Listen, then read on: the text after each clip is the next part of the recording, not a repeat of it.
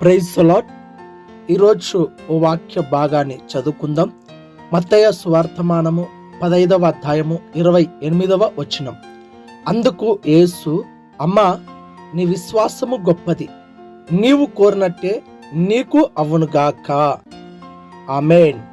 ప్రియమైన సహోదరి సహోదరుడా, ఈరోజు దేవుడు మనతో మాట్లాడుతున్న మాట ఏంటంటే, మన విశ్వాస పరిమాణము కొలది దేవుడు మనం కోరినటువంటి కోరిక కానీ ఆశలు కానీ దేవుడు నెరవేర్చడానికి సిద్ధంగా ఉంటున్నాడు.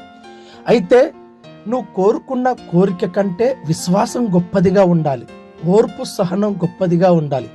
అప్పుడే నువ్వు అనుకున్నట్టుగా నీ జీవితంలో దేవుడు కార్యాలు నెరవేర్చుతాడు.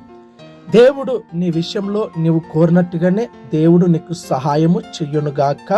ఆమేన్, ఆమేన్.